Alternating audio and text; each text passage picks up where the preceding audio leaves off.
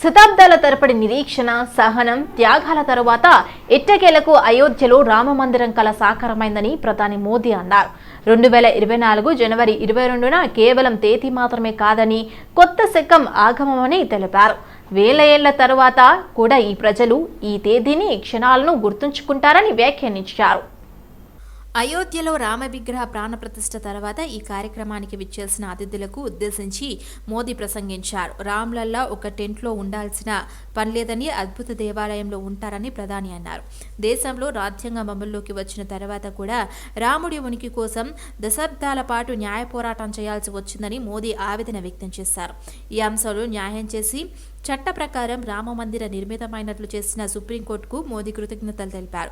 తపస్సులోని లోపాల కారణంగా ఈ పనిని ఇంతకాలం పూర్తి చేయలేకపోయినందుకు రాముణ్ణి మోదీ క్షమాపణ కోరారు. అయోధ్య రామ మందిరంలో రాముడి విగ్రహ ప్రాణప్రతిష్ఠ కార్యక్రమానికి అతిరథ మహారథులు హాజరయ్యారు. రాజకీయ నేతలు, పారిశ్రామికవేత్తలు, సినీ తారలు, క్రీడాకారులు రామ జన్మభూమికి తరలివచ్చి శ్రీరామచంద్రమూర్తి ప్రాణప్రతిష్ఠ కృతువుల్లో పాల్గొన్నారు. తెలుగు రాష్ట్రాల నుంచి కూడా పలువురు రాజకీయ నాయకులు, సినీ నటులు హాజరయ్యారు. इस शुभ घड़ी की आप सभी को, समस्त देशवासियों को बहुत बहुत बधाई। मैं अभी गर्भगृह में ईश्वरीय चेतना का साक्षी बनकर आपके सामने उपस्थित हुआ हूं। कितना कुछ कहने को है, लेकिन कंठ अवरुद्ध है। मेरा शरीर अभी भी स्पंदित है, चित्त अभी भी उस पल में लीन है। हमारे रामलला अब टेंट में नहीं रहेंगे।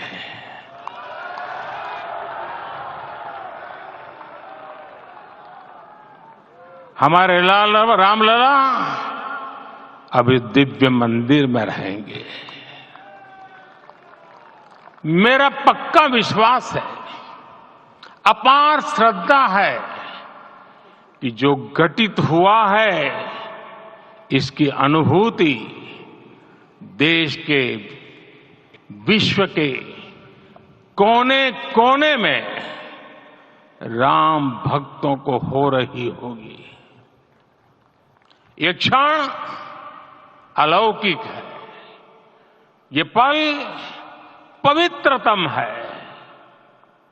ये माहौल, ये वातावरण, ये ऊर्जा, ये घड़ी प्रभु श्री राम का हम सब पर आशीर्वाद है। రామ్లల్ల విగ్రహాన్ని తీర్చిదిద్దే అవకాశం రావటం అదృష్టంగా భావిస్తున్నట్లు శిల్పి అరుణ్ యోగిరాజ్ తెలిపారు. రామ్లల్ల విగ్రహ ప్రాణప్రతిష్ఠ కార్యక్రమానికి హాజరై యోగిరాజ్ తనపై శ్రీరాముడి ఆశీర్వాదం ఎల్లప్పుడూ ఉంటుందన్నారు.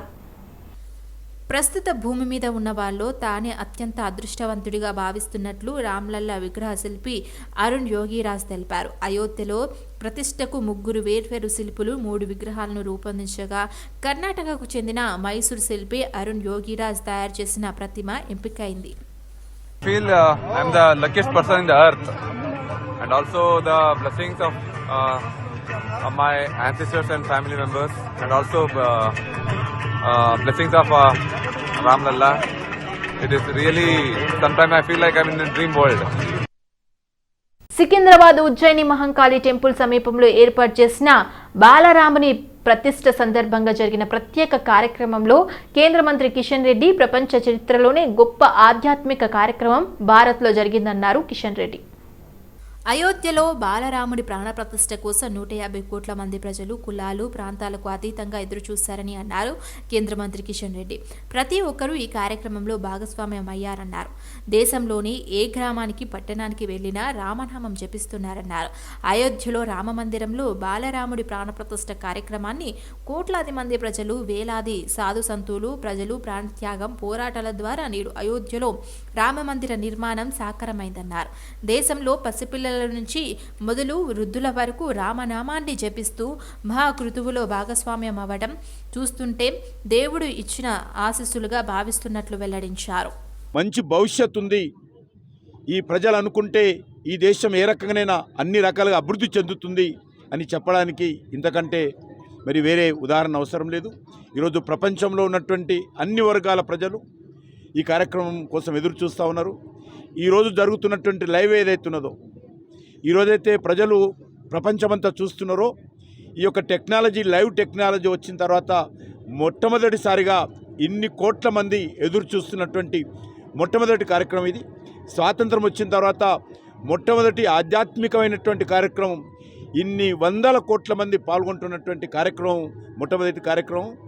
అందులో 550 సంవత్సరాలుగా ఎదురు చూస్తూ అనేక త్యాగాలు చేసి, అనేక పోరాటాలు చేసి, అనేక బలిదానాల తర్వాత ఈరోజు అయోధ్యలో భవ్యమైనటువంటి దివ్యమైనటువంటి మరి రామ మందిర నిర్మాణం చేసుకొని ప్రాణప్రతిష్ఠ చేసుకుంటున్నాం.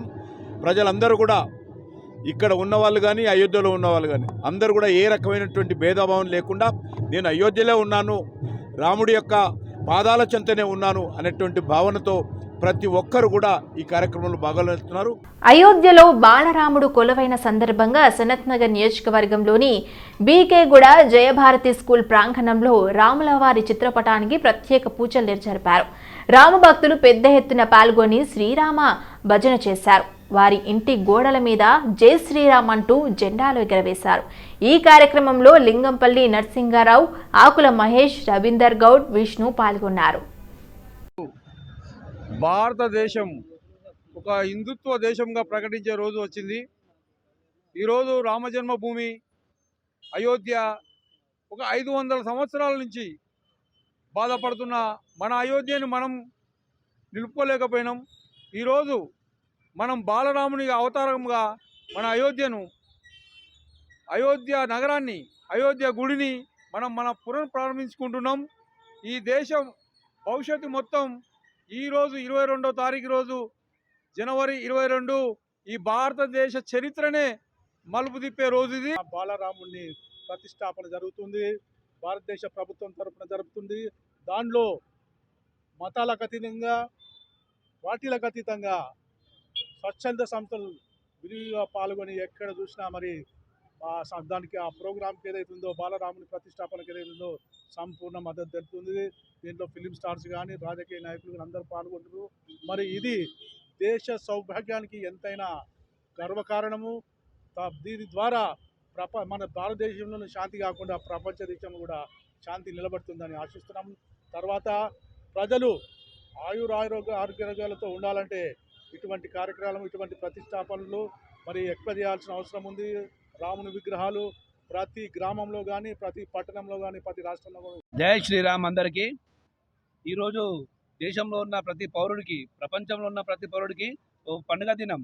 ఎందుకు అంటే ఎన్నో 500 దశాబ్దాల క్రితం అప్పటి నుండి జరుగుతున్న పోరాటం నేటితో ఇప్పటితో అలా కళ నెరవేరింది. ఏంటంటే అయోధ్య రాముడు అందరం మనం ఇక్కడ చేసుకుంటున్నాం. అయోధ్య రాముడికి పోవాలంటే గుడి లేకుండా ఉండే ఈరోజు అయోధ్యలో బాలరాముని ప్రాణప్రతిష్ఠ కార్యక్రమం దేశానికి, ప్రపంచానికి స్ఫూర్తిదాయకమని Narayanamma engineering college vice chairman Srividya Reddy అయోధ్యలో బాలరాముని ప్రాణప్రతిష్ఠ కార్యక్రమం దేశానికి, ప్రపంచానికి స్ఫూర్తిదాయకమని Narayanamma engineering college vice chairman Srividya Reddy అన్నారు. షేక్పేటలోని జి నారాయణమ్మ విద్యాలయంలో రామప్రతిష్ఠ కార్యక్రమాన్ని పురస్కరించుకొని కాలేజ్ ఆవరణలో విద్యార్థులు పెద్ద ఎత్తున ఆధ్యాత్మిక కార్యక్రమాలను నిర్వహించారు.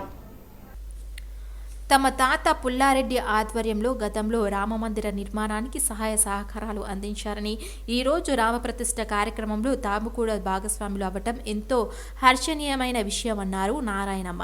Engineering vice chairman Shri Vidya Reddy.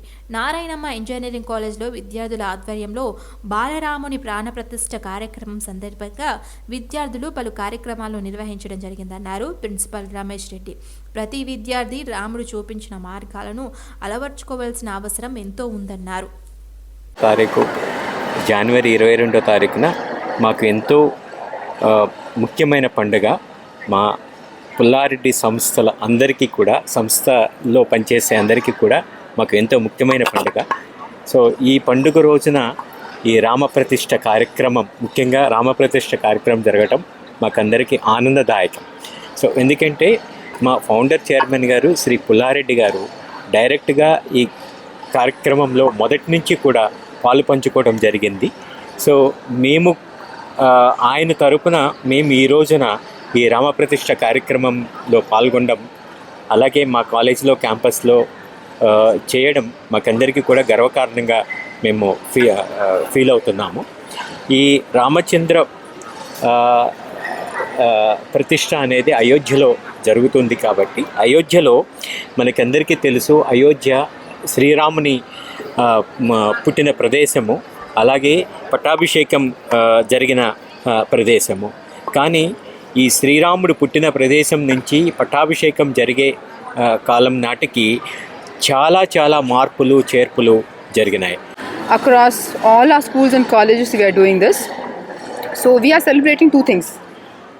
One is of course the moment of Pran Pratishtha in Ayodhya temple, and the fight over the last 3 decades that we went through to get this done, and how the contribution of Sri G. Pullareddy Garu was done at the very beginning when this movement actually started, and how he contributed, how his wife G. Narayanamma, all our family, they were in the forefront. అయోధ్యలో రామ మందిరంలో బాలరాముని విగ్రహ ప్రతిష్ఠ దేశవ్యాప్తంగా పండుగ వాతావరణం నెలకొంది. ముషీరాబాద్ నియోజకవర్గం అడింగ్పేట్ ఆంజనేయ స్వామి దేవాలయంలో జరిగిన ఉత్సవాల్లో హర్యానా గవర్నర్ బండారు దత్తాత్రేయ, మహారాష్ట్ర మాజీ governor CH Vidyasagar Rao, Musheerabad MLA ముఠా గోపాల్ హాజరయ్యారు. జన్మభూమిలో దశరథ రాముడు కొలువయ్యాడు. బాలరాముడి ప్రాణప్రతిష్ఠ కార్యక్రమాన్ని దేశమంతా వీక్షించుకునేందుకు దేశంలోని వివిధ ప్రాంతాల్లో బిగ్ స్క్రీన్లను ఏర్పాటు చేశారు. అడింగ్పేట్ ఆంజనేయ స్వామి దేవాలయంలో ఏర్పాటు చేసిన ఎల్ఈడి స్క్రీన్పై అయోధ్యలో జరిగిన రామ మందిరంలో బాలరాముని విగ్రహ ప్రతిష్టాపనను తిలకించారు. ఈ సందర్భంగా పరిసర ప్రాంతాలన్నీ జై శ్రీరామ్ నినాదాలతో మారుమోగాయి.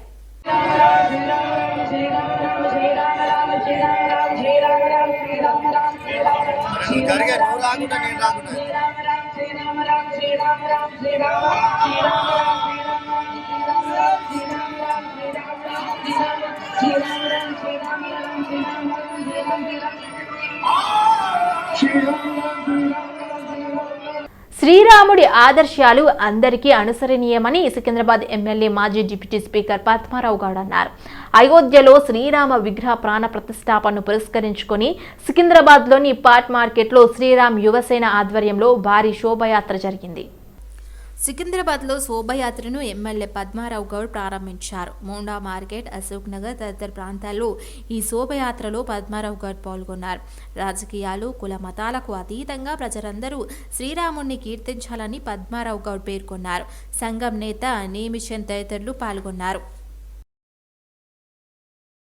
అయోధ్యలో బాలరాముని ప్రాణప్రతిష్ఠ సందర్భంగా మహేశ్వరం కేంద్రంలో శ్రీ రాజరాజేశ్వరి దేవాలయం, శ్రీ రాములవారి దేవాలయంలో పూజలు చేశారు. శ్రీరాముని చరిత్ర చెబుతూ పూజలు నిర్వహించారు. శ్రీ రాజరాజేశ్వరి దేవాలయంలో ఎల్ఈడి స్క్రీన్లను ఏర్పాటు చేసి శ్రీరాముల వారి చరిత్ర చెప్తూ పూజలు నిర్వహించారు. భక్తులు స్క్రీన్ చూస్తూ జై శ్రీరామ్ అని నినాదాలతో దేవాలయ ప్రాంగణంలో భక్తిలో మునిగిపోయారు. ఈ కార్యక్రమంలో పెద్ద ఎత్తున భక్తులు పాల్గొన్నారు. శ్రీరామ నామస్మరణతో ప్రాంగణం భక్తి పారవస్యంతో మునిగిపోయింది. దయగలిగిన వాడు, ఆనంద పరవశుడు, ఆనంద బ్రహ్మస్వరూపుడు. మా జన్మ ధన్యమైపోయింది, మా జన్మలు తరించిపోయాయి. రామా ఈ క్షణం కోసమేనయ్యా మేము బతికి ఉన్నది. యొక్క ముద్దుగారి ఆ పుంసామోహన రూపాయ పుణ్య శ్లోకాయ మంగళం అన్నట్టుగా సమస్త జగన్మోహన రూపాన్ని ధరించి ఆనంద అయోధ్యలో శ్రీరాములల్ల ప్రాణ ప్రతిష్ఠ నేపథ్యంలో మేడ్చల్ పట్టణంలో పలువురు యువకులు భారీ ఎత్తున బైక్ ర్యాలీలు చేపట్టారు. కాషాయ జెండా చేతబట్టి జై శ్రీరామ్, జై జై శ్రీరామ్, రామ లక్ష్మణ్ జానకి, జై బోలో హనుమానికి అంటూ నినాదాలు చేస్తూ ర్యాలీ కొనసాగించారు. 500 ఏళ్ల నాటి కళ సాకారమైన వేళ ఆనందోత్సవాలు జోరుగా చిందులు వేశారు. అనంతరం మేడ్చల్ పట్టణంలోని ప్రధాన మార్కెట్లో హిందూ వాహిని ఆధ్వర్యంలో అయోధ్య బలరాముని ప్రాణ ప్రతిష్ఠ కార్యక్రమాన్ని లైవ్ స్క్రీన్ ద్వారా వీక్షించారు. ఈ క్రమంలో హిందూ వాహిని కార్యకర్తలు పాల్గొన్నారు. దేశం నలుమూలలంతా శ్రీరామనామ మార్గం ద్వారా చాలా ఆనందదాయకంగా ఉందని అన్నారు.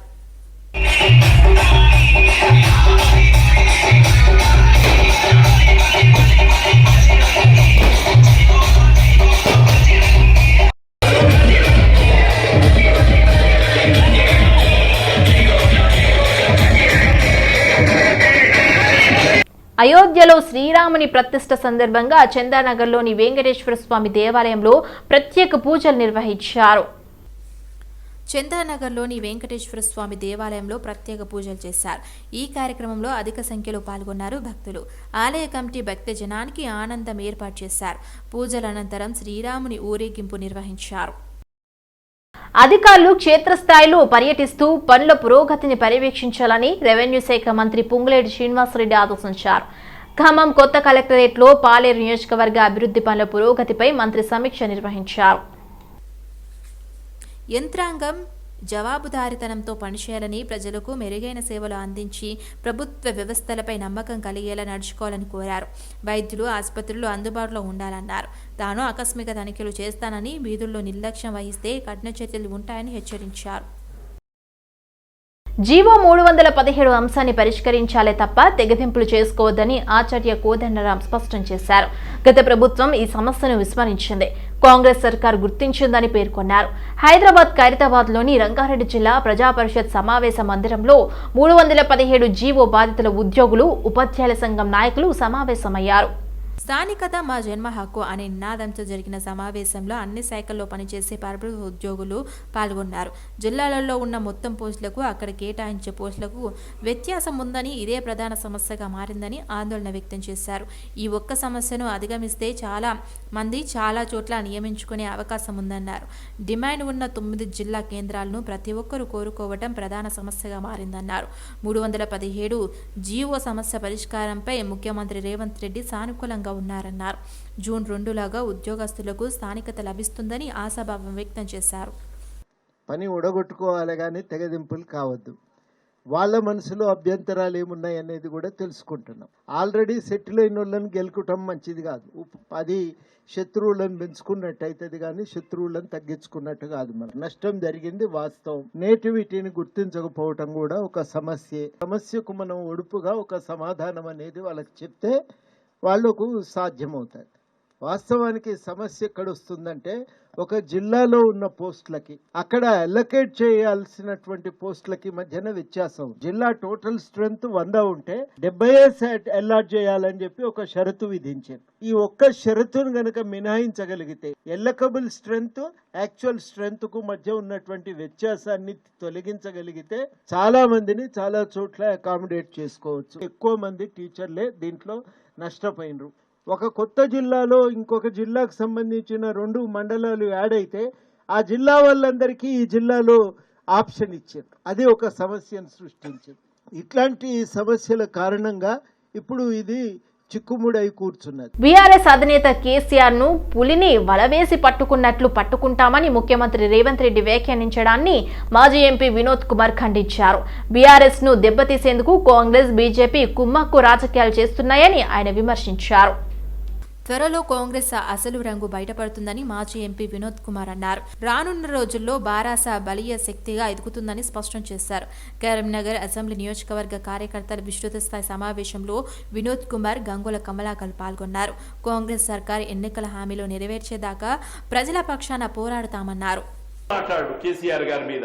ఇలా రేవంత్ రెడ్డి గారు మాట్లాడిన లండన్ వలేసి పడతాడు కూలీనోడు. నేనైతే నాకు తెలిసిన వలేసి పట్టేది కుందేలల్ని, కూలీని పడతాడు ఎవడన్నా. కాంగ్రెస్ పార్టీ వాళ్ళకు బీజేపీ వాళ్ళకు చెప్పదలుచుకున్నాం, మేము రాజ్యాధికారం కోసం పార్టీ పెట్టలేదు. ఫస్ట్ మైండెడ్ తెలంగాణలో అభివృద్ధి దశలో తీసుకెళ్తామనుకున్నాం, తీసుకెళ్లినాం. 24 గంటల కరెంటు ఇస్తామని చెప్పినాం, ఇచ్చి చూపించినాం. కృష్ణా గోదావరి నీళ్లు తీసుకొస్తాం 1 కోటి ఎకరాల కన్నాం, తెచ్చి చూపించినాం. సంక్షేమ పథకాలు ఇస్తామని చెప్పినాం, ఇచ్చి చూపించినాం. ప్రజాస్వామ్యంలో ఎన్నికల్లో గెలుస్తాం, ఓడిపోతాం, అది పెద్ద సీరియస్ గా తీసుకునే వాళ్ళం కాదు. వికారాబాద్ జిల్లా చౌడపూర్లో అంగన్వాడీకి చెందిన కోడిగుడ్లను ఓ వ్యక్తి బహిరంగ మార్కెట్లో అమ్ముతూ స్థానికులను చిక్కాడు. చిన్నారులు బాలింతలకు ఇవ్వాల్సిన కోడిగుడ్లను మార్కెట్లో 5 రూపాయలకు 1 చొప్పున అమ్ముతుండటం స్థానికులను విస్మయానికి గురిచేసింది. కోడిగుడ్లపై ప్రభుత్వ ముద్ర ఉన్నా భయం లేకుండా విక్రయిస్తూ ఆ వ్యక్తి సొమ్ము చేసుకుంటున్నాడు. కోడిగుడ్లు ఎక్కడివని ప్రశ్నిస్తే సంగారెడ్డి జిల్లా తూప్రాన్కు చెందినవి వెంకటేష్ అనే వ్యక్తి ఇచ్చాడని చెప్తున్నారు. వెంకటేష్ ఎవరిని ప్రశ్నిస్తే అంగన్వాడీ సెంటర్లకు కోడిగుడ్లు సరఫరా చేసే వాహనం డ్రైవర్లు అని వెల్లడించారు. బాలింతలు చిన్నారులకు ఇవ్వాల్సిన కోడిగుడ్లను పక్కదారి పట్టిస్తున్న వ్యక్తులపై అధికారులు చర్యలు తీసుకోవాలని డిమాండ్ చేశారు. 2 నెలల నుంచి ఇట్లాంటి గుడ్లు అమ్ముతున్నాడు. కాకపోతే ఇన్ని రోజుల నుంచి అంగన్వాడీ గుడ్లు అమ్ముతుండా, ఏ గుడ్లు అమ్ముతున్నా అనేది జనాలు ఎవరు ఇక్కడ అంత కనిపెట్టి చూడలేరు. షాపులకు, ఫాస్ట్ ఫుడ్ సెంటర్లకు ఇళ్ళ పొడితే డోర్ టు డోర్ డెలివరీ చేస్తుండు. ఇప్పుడు మేము గుడ్లు కావాలని వచ్చినాము, కొనుక్కుందామని చూస్తే తెలంగాణ స్టేట్ గవర్నమెంట్ అని చెప్పి స్టాంప్ ఉంది. ఇక్కడ ఉన్నటువంటి 12 ట్రేలు గుడ్లు ఉన్నాయి. ఎవరు అమ్ముతున్నారు, ఎక్కడి నుంచి వస్తున్నాయి, అంగన్వాడీకి ఏవే వస్తువులు అయితే వస్తున్నాయో అటువంటి వస్తువులన్నీ ఇదే విధంగా ప్రజలకు చెందకుండా, పిల్లలకు చెందకుండా, పిల్లలకు సరైన పౌష్టికాహారం అందకుండా మార్కెట్లో వాళ్ళ ఏజెంట్ల ద్వారా అమ్ముకుంటున్నారు. ములుగు జిల్లా మేడారం మహాజాతర సందర్భంగా జిల్లా గిరిజన సంక్షేమ ఆశ్రమ ఉన్నత పాఠశాలల విద్యార్థులు ప్లాస్టిక్ నేపథ్యంపై అవగాహన ర్యాలీని చేపట్టారు. ఏటూరు నాగారం ఐటీడీఏ పీఓ అంకిత జెండా ఊపి ఈ ర్యాలీని ప్రారంభించారు. ప్లాస్టిక్ వాడొద్దు, కాటన్ బ్యాగులే ముద్దు అంటూ నినాదాలతో విద్యార్థులు ర్యాలీని నిర్వహించారు. మేడారం జాతరకు వచ్చే భక్తులు ప్లాస్టిక్ బ్యాగులకు బదులుగా కాటన్ సంచులు వాడాలని ఐటీడీఏ పీఓ అంకిత్ సూచించారు.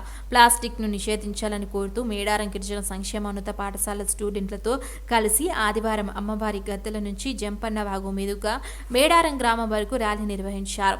ఈ సందర్భంగా పీఓ మాట్లాడుతూ జాతరను ప్లాస్టిక్ రహితంగా మార్చాలని సూచించారు. ముందుగా అమ్మవారి గద్దెల వద్ద పూజలు చేసి పూజార్ల సంఘం అధ్యక్షుడు సిద్దిపోయిన జగ్గారావుకు కాట సంచులు అందజేశారు. అనంతరం ఐటీడీఏ క్యాంప్ ఆఫీసులో రిపేర్లను పరిశీలించి పనులు నాణ్యత పాటించాలని ఆదేశించారు. జాతర సందర్భంగా పనుల పురోగతిపై R&Dను RWSEలతో మాట్లాడారు. జంపన్న వాగు ఏరియాలో పార్కింగ్ ప్లేస్లను, ట్రాఫిక్ నిర్వహణ, స్నానఘట్టాలు, గిరిజన మ్యూజియంను సందర్శించారు. ఆయన వెంట ఏపీలో Vasantrao, endowment EO Rajendram, tribal development EO దేశీరామ్ పాల్గొన్నారు. పారిశుద్ధ నిర్వహణలో శేర్లింగంపల్లి జీహెచ్ఎంసీ అధికారులు విఫలమయ్యారని స్థానికులు ఆవేదన వ్యక్తం చేస్తున్నారు. రెడీ రోడ్డుపై చెత్తా చెదారం పేరుకుపోతున్నా తొలగించడం లేదన్నారు. నల్లగండ్ల నుంచి గొంపన్నపల్లి వెళ్లేదారిలో సాఫ్ట్వేర్ పరిశ్రమను బేరుమోసిన విద్యా సంస్థలు ఉన్నాయన్నారు. రోజుకు 1000 మంది ప్రయాణించే ఈ రహదారికి ఇరువైపులా నడి రోడ్డుపై కుప్పలుగా ప్లాస్టిక్ వ్యర్థాలు పెరిగిపోయి ఉన్నాయని తెలిపారు. ఈ రోడ్డు గుండా వెళ్లే వారిపై చెత్తా చెదారం ఎగిరి వాహనంపై పడుతుందన్నారు. ఈ విషయంపై పలుమార్లు శానిటేషన్ అధికారులకు కోరినా పట్టించుకోవడం లేదని స్థానికులు ఆవేదన వ్యక్తం చేశారు. ఇటీవల కాలంలో హైదరాబాద్లో వరుస అగ్ని ప్రమాదాలు కలవరపాటుకు గురి చేస్తున్నాయి. ప్రస్తుతం చలికాలం కావడంతో చాలా మంది బహిరంగ ప్రదేశాల్లో చలిమంటలు వేసుకుంటున్నారు. వాటి ద్వారా కూడా అగ్ని ప్రమాదాలు జరుగుతున్నాయి.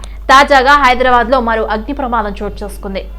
దిల్సుఖ్ నగర్ ఆర్టీసీ డిపోలో అగ్ని ప్రమాదం కలకలం రేపింది. డిపోలో నిలిపి ఉంచిన బస్సులు అకస్మాత్తుగా మంటలు చెలరేగాయి. క్రమంగా మంటలు వ్యాపించి పక్కనే ఉన్న మరో బస్సుకు కూడా అంటుకున్నాయి. డిపో సిబ్బంది మంటలార్పే ప్రయత్నం చేసినా ఫలితం లేకుండా పోయింది. 2 బస్సులు కాలి బూడిదయ్యాయి. సమాచారం అందుకున్న అగ్నిమాపక సిబ్బంది హుటాహుటిన సంఘటన స్థలానికి చేరుకొని మంటల్ని అదుపులోకి తీసుకొచ్చారు. ప్రమాదం జరిగిన సమయంలో అక్కడే మరికొన్ని బస్సులు పార్కింగ్ చేసి ఉన్నాయి.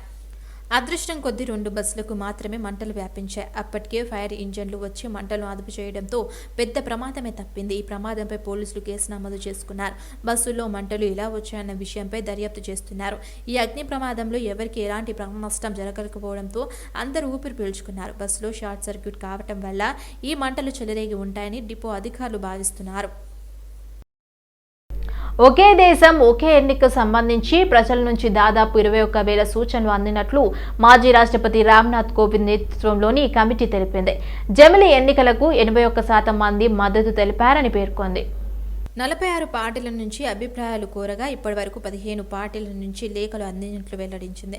ప్యానెల్ సమావేశానికి రాజ్యసభ సభ్యుడు గులాం నబీ ఆజాద్, న్యాయశాఖ మంత్రి అర్జున్ రామ్ మోగ్వాల్, 15వ ఆర్థిక సంఘం మాజీ చైర్మన్ ఎన్కే సింగ్, లోక్సభ మాజీ సెక్రటరీ జనరల్ సుభాష్ కాసం హాజరైనట్లు కోవింద్ కమిటీ పిలుపునిచ్చింది. అయితే ఈ నెల 20న కమిటీ సభ్యులు మరోసారి సమావేశం కానున్నట్లు వెల్లడించింది. జమిలీ ఎన్నికలను వ్యతిరేకిస్తూ కాంగ్రెస్, ఆప్, తృణమూల్ కాంగ్రెస్ పార్టీలు ఇప్పటికే లేఖలు రాశాయి. అసెంబ్లీలో రాహుల్ గాంధీ భారత్ జోడో న్యాయయాత్రపై జరిగిన దాడికి వ్యతిరేకంగా కాంగ్రెస్ పార్టీ దేశవ్యాప్తంగా నిరసన కార్యక్రమాలు చేపట్టనుంది. రాహుల్ యాత్రలోని కాన్వాయ్లపై పక్కా ప్రణాళిక ప్రకారం దాడి జరిగిందని కాంగ్రెస్ ప్రధాన కార్యదర్శి కేసీ వేణుగోపాల్ ఆరోపించారు. ఈ మేరకు సామాజిక మాధ్యమం ఎక్స్లో ఓ పోస్ట్ పెట్టారు. రాహుల్ యాత్ర అస్సాంలోని ప్రవేశించిన దగ్గర నుంచి దేశంలోని అత్యంత అవినీతిపరుడైన ముఖ్యమంత్రి హిమంత బిశ్వ శర్మ తన గూండాలను ఉపయోగించి తమ కాన్వాయ్లు, ఆస్తుల నాయకులపై దాడులు చేస్తున్నారని వేణుగోపాల్ ఆరోపించారు. ఈ దాడులను ప్రతి ఒక్కరూ తీవ్రంగా ఖండించాలని, ఇది బీజేపీ ఫసిజాన్ని, గుండాయిజాన్ని బహిర్గతం చేస్తోందన్నారు. సంచలనం సృష్టించిన బిల్కిస్ జ్ఞాబ్నో కేసులో 11 మంది దోషులు గుజరాత్లో గోద్రా సబ్ జైల్లో లొంగిపోయారు. తమను కొన్ని బాధ్యతలున్నాయని, లొంగిపోయేందుకు మరింత సమయం ఇవ్వాలంటూ వారు ఇటీవల సుప్రీంకోర్టును ఆశ్రయించారు. అయితే వారి పిటిషన్లను తోసిపుచ్చుతూ లొంగిపోవాలని అత్యున్నత న్యాయస్థానం వారికి డెడ్ లైన్ విధించింది. దీంతో 11 మంది దోషులు జైలు అధికారుల ఎదుట లొంగిపోయారు. 2002లో గోద్రా రైల్ దహనం కాండ అనంతరం గుజరాత్లో పెద్ద ఎత్తున చోటు చేసుకున్న మతపరమైన అల్లర్లలో బిల్కిస్ టాబ్లో కుటుంబానికి చెందిన 7 సభ్యులు హంతకులు గురయ్యారు. 5 నెలల గర్భవతి ఉన్న బానోపై దుండగులు సామూహిక హత్యారానికి ఒడిగట్టారు. ఈ కేసులో 11 మంది నిందితులకు సిబిఐ ప్రత్యేక న్యాయస్థానం 2008లో యావజ్జీవ కారాగార శిక్ష విధించింది. 14 ఏళ్లుగా శిక్ష అనుభవిస్తున్న వారికి 2022లో గుజరాత్ ప్రభుత్వం రెమిషన్ మంజూరు చేసింది. దీంతో 2022 ఆగస్టు 15న వారంతా జైలు నుంచి విడుదలయ్యారు. దీంతో గుజరాత్ ప్రభుత్వ నిర్ణయాన్ని సవాల్ చేస్తూ బానో సుప్రీం తలుపు తట్టారు. ఇక గుజరాత్ ప్రభుత్వం తీసుకున్న నిర్ణయాన్ని తప్పుపడుతూ వారి విడుదల చెల్లిందని ఈ నెల 8న సుప్రీంకోర్టు కీలక తీర్పు వెలువరించింది. 2 వారాల్లో